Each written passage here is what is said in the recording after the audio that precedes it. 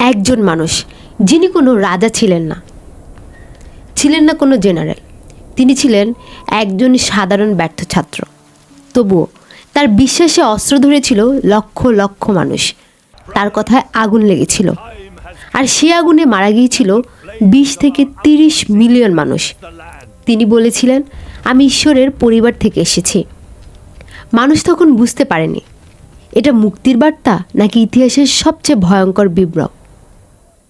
আজকের গল্প একজন মানুষের বিশ্বাস কিভাবে একটা সাম্রাজ্যকে রক্তে ভাসিয়ে দিয়েছিল। 19 শতকের চীন, একটি সমাজ যেখানে ইম্পেরিয়াল পরীক্ষায় পাশ মানে ছিল সম্মান, আর ফেল মানে ছিল সারা জীবনের অপমান। এক দরিদ্র পরিবারে জন্ম নেওয়া একটা ছেলে, স্বপ্ন একটাই, পরীক্ষায় পাশ করে সরকারি কর্মকর্তা হবে। সে চেষ্টাও করছিল, একবার ফেল, 2বার ফেল, 3বার ফেল। প্রত্যেকটি ব্যর্থতার সাথে তার আত্মবিশ্বাস ভেঙে যেতে শুরু করে। শেষ ব্যর্থতার পর সে পুরোপুরি ভেঙে পড়ে। শরীর অসুস্থ, মাথায় জ্বর, আর তখনই ঘটে এমন কিছু যা ইতিহাস বদলে দিয়েছিল। অচেতন অবস্থায় সে এক অদ্ভুত দর্শন দেখে। আকাশ খুলে যায়, আলোয় ভরে যায় চারপাশ। এক বৃদ্ধ, সাদা দাড়ি, সিংহাসনে বসা। তিনি বলেন, এই পৃথিবী পাপে ভরে গেছে। আরেকজন মানুষ, যার শরীরে ক্ষতের চিহ্ন, তিনি তার হাতে একটি তলোয়ার দেন। বলা হয়, তুমি নির্বাচিত, তুমি পৃথিবী শুদ্ধ করবে।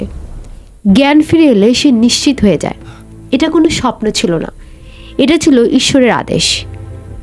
কিছুদিন পর সে খ্রিস্টান ধর্মের বই পড়ে, আর তখন সব কিছু তার মাথায় একসাথে মিলে যায়। সে সিদ্ধান্ত নেয়, ঈশ্বর মানে সেই বৃদ্ধ, আর যিশু মানে সেই রক্তাক্ত মানুষ, আর সে বিশ্বাস করতে শুরু করে সে যিশুর ছোট ভাই, আর তার দায়িত্ব চীনকে শুদ্ধ করা। লোকেরা প্রথমে হাসতে থাকে, কেউ বিশ্বাস করেনি তাকে। কিন্তু মনে রাখবেন, একজন হতাশ মানুষ যখন নিজের ব্যর্থতাকে স্বর্গের পরিকল্পনা মনে করে, সে ভয়ঙ্কর হয়ে ওঠে। সে গ্রামে গ্রামে যেতে শুরু করে, বলে সব মানুষ সমান, পুরনো দেবতারা মিথ্যে, এক নতুন স্বর্গীয় রাজ্য আসছে। গরিব মানুষ শুনে, নির্যাতিত মানুষ শুনে, যারা সমাজের কিছুই না তারা প্রথমবার মূল্য পায়। হাজার মানুষ জড়ো হয়, তারপর 10,000, তারপরে লক্ষ। একটা নতুন রাজ্য ঘোষণা করা হয়, স্বর্গীয় শান্তির রাজ্য। আর সেই নেতার নাম হং শিউচুয়ান। যুদ্ধের শুরুতে তার নেতৃত্বে বিদ্রোহীরা একের পর এক জয় পেতে শুরু করে। দক্ষিণ চীনের বিশাল এলাকা তার নিয়ন্ত্রণে চলে আসে। নানজিং শহর দখল করে সেটাকে রাজধানী বানানো হয়। এই সময় সে সত্যি শক্তিশালী হয়ে ওঠে, কিন্তু এখানেই শুরু হয় তার সমস্যা। ক্ষমতার চূড়ায় পৌঁছাতেই হং শিউচুয়ান বাস্তবতা থেকে বিচ্ছিন্ন হতে শুরু করে। সে রাজ্য শাসনের কাজ ছেড়ে দেয়, বলে আমাকে সিদ্ধান্ত নিতে হবে না, স্বর্গই আমাকে নির্দেশ দেবে।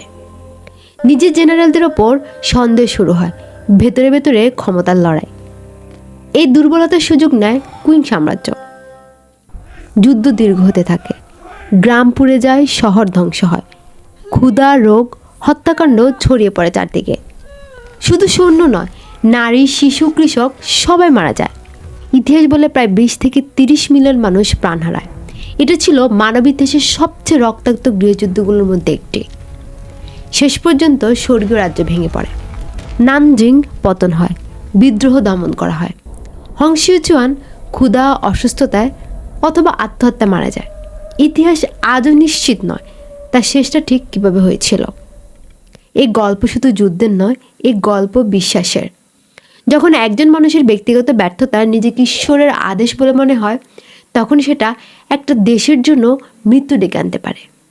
ইতিহাস আমাদের একটাই প্রশ্ন করে, বিশ্বাস আমাদেরকে বাঁচায় নাকি অন্ধ করে দেয়?